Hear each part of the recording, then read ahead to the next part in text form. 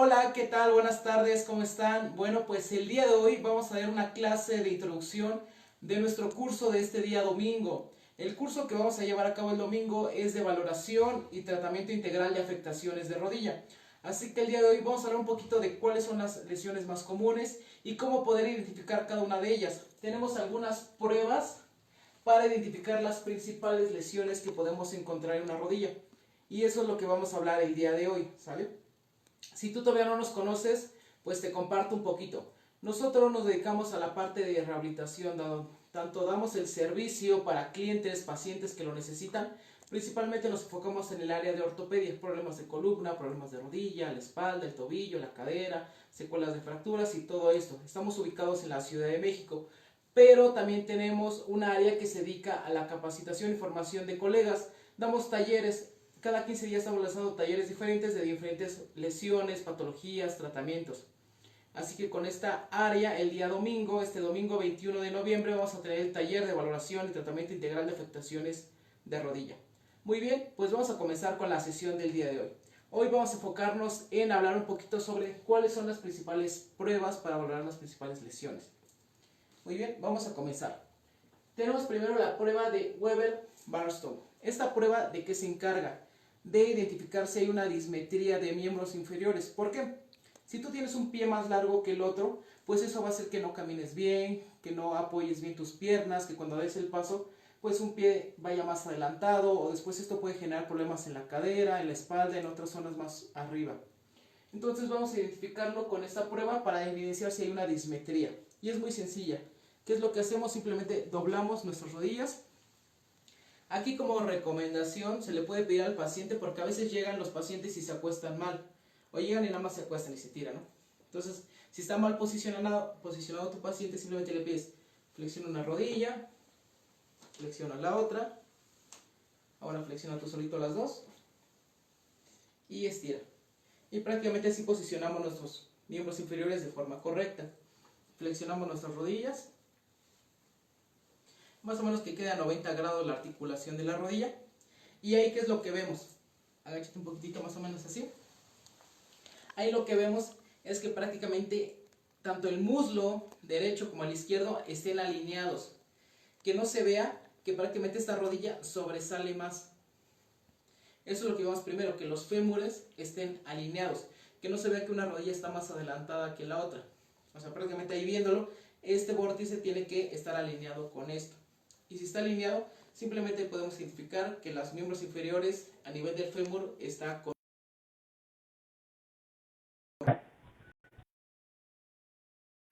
Ahí sí que rechaza la llamada.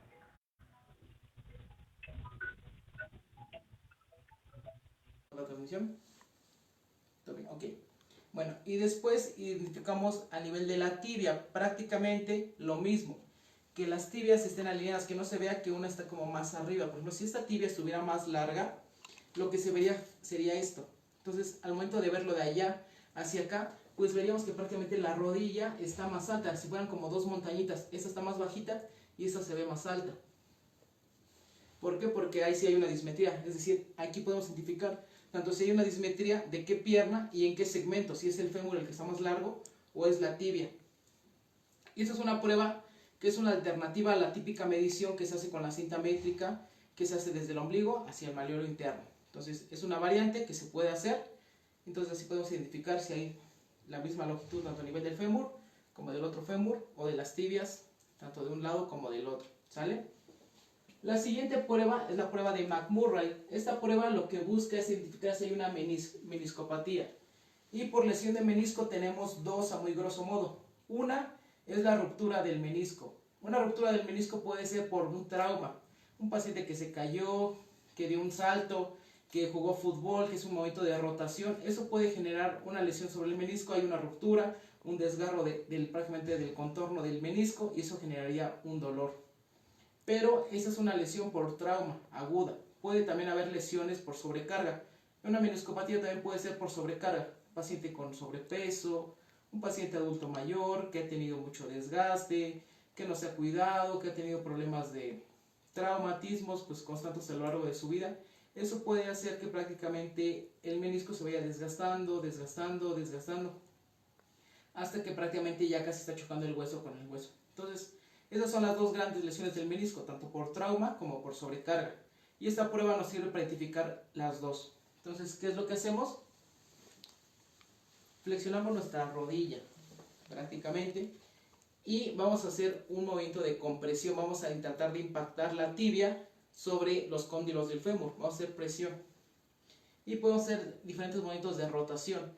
Y aquí podemos hacer diferentes grados de flexión de rodilla. Podemos llevar un poquito más hacia flexión de cadera y ahí hacer rotaciones un poquito menos a 90 grados o casi con una ligera flexión, para buscar que haya esa irritación realmente de la meseta tibial sobre los cóndilos para que se produzca dolor.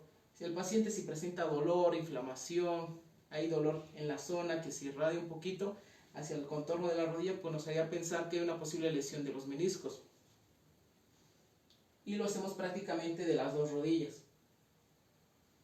En pacientes que tienen artrosis, que tienen desgaste, si el desgaste no es muy fuerte, esta prueba no nos va a dar positivo, porque da positivo cuando ya prácticamente hay osteofitos, hay desgaste y el hueso ya está chocando con el hueso. Cuando todavía hay cartílago, prácticamente no va a dar esta sensación de dolor o no va a estar tan agudo, tan presente.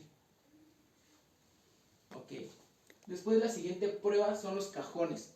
Cajón anterior y cajón posterior. Estas pruebas nos sirven para valorar el ligamento cruzado anterior y el ligamento cruzado posterior. Ahí flexionamos nuestra rodilla. Aquí la recomendación pues es que te sientes un poquito sobre el pie de tu paciente y vas a hacer una tracción de la tibia en sentido anterior hacia ti. Ahí lo que valoramos es prácticamente el desplazamiento de la tibia sobre el fémur.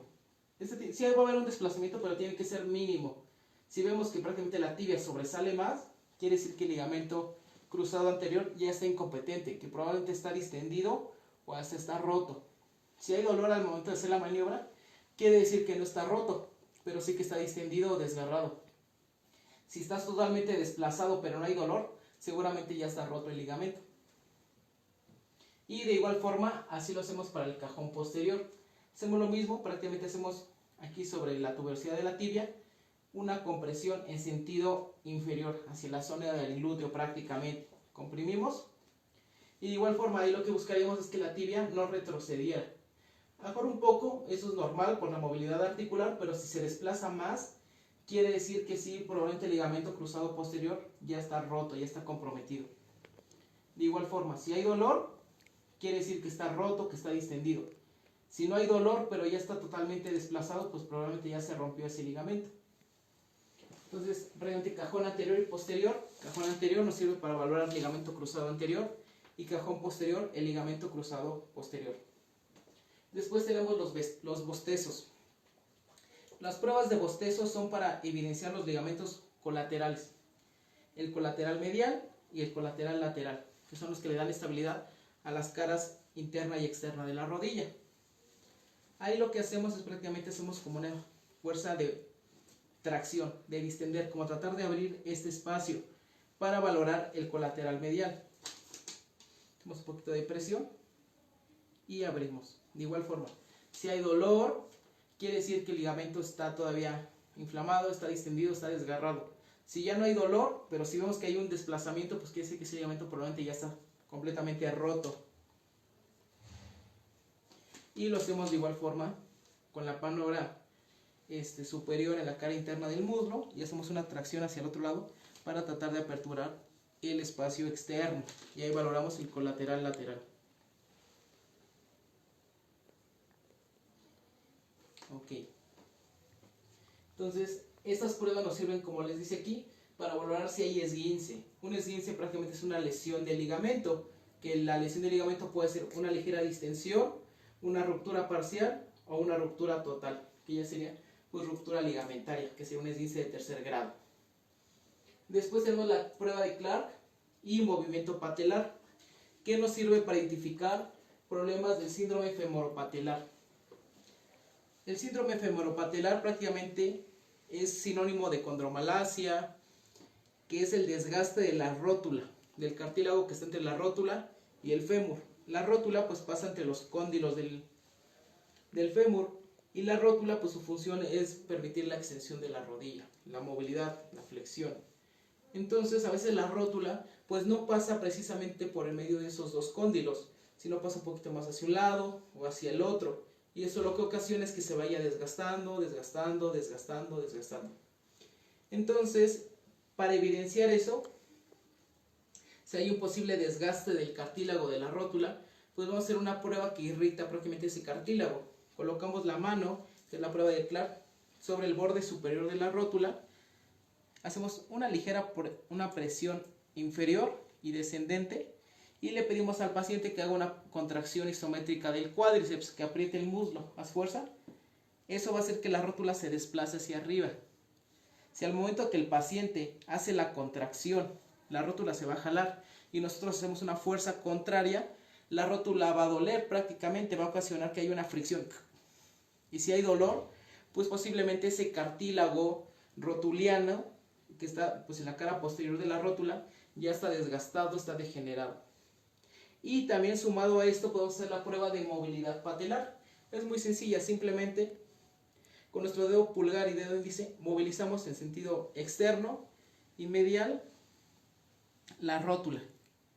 Tenemos que ver que haya movilidad, que no esté restringido. Si vemos que si ya está duro y no se mueve la rótula, pues seguramente hay un desbalance. Si está hacia el otro lado también móvil, tiene que haber cierta movilidad. Lo que se puede hacer es una suma de las dos pruebas. O sea, movilizas un poquito hacia medial, apachurras y le pides al paciente que haga la contracción. Y así llevamos la rótula pues más hacia el cóndilo interno. Y de igual forma, con la rótula movilizamos hacia adentro, hacia la parte externa, perdón. Presionamos y le pedimos que haga fuerza. Y así podemos evidenciar diferentes zonas de la rótula, que no tiene que haber dolor al momento de hacer la contracción. Y con eso evidenciamos si hay un posible síndrome femoropatelar o condromalacia, que es el otro nombre, que es un nombre súper feo, pero pues así se le conoce al desgaste del cartílago que está posterior a la rótula. Después tenemos la prueba de Noble, que nos sirve para identificar cuando hay una tendinopatía de la fascia lata. La fascia lata es prácticamente un tendón largo de un músculo que se llama tensor de la fascia lata. El tensor de la fascia lata viene desde el vórtice de la cresta ilíaca, llega como más o menos a la zona del trocánter mayor y de ahí se extiende por un gran tendón que cubre todo el lateral del muslo y se inserta en la cabeza del peroné y parte de la meseta externa de la tibia. Más o menos es toda esta cuerdita que tenemos aquí.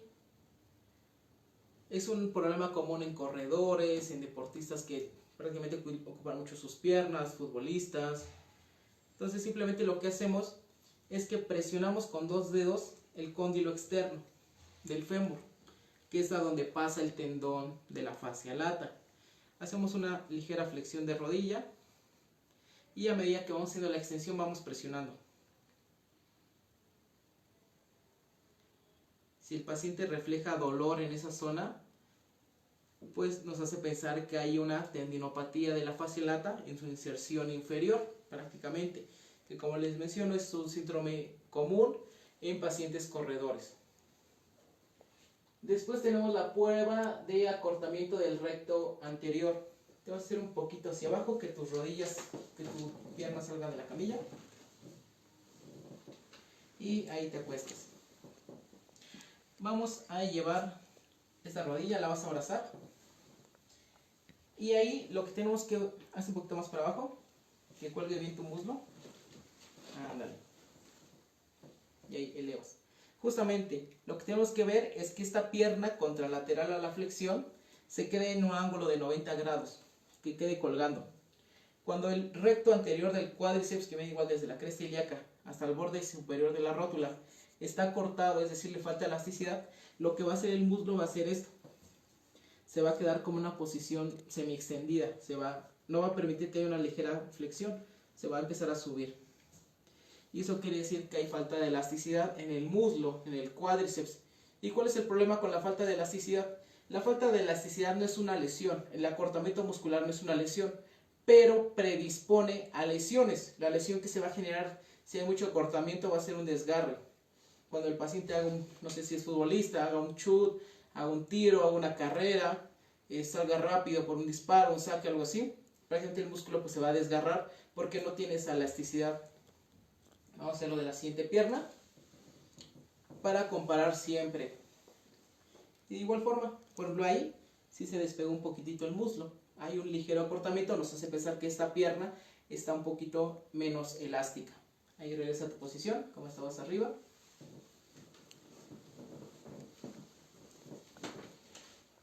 Muy bien, entonces aquí tenemos 1, 2, 3, 4, 5, 6. Tenemos 7 pruebas para valorar diferentes lesiones de la rodilla. Vamos a hacer un resumen de lo que vimos. Weber-Barstow nos sirve para evidenciar la dismetría de miembros inferiores. Vemos prácticamente cómo está nivelado el fémur con la tibia de un lado como del otro.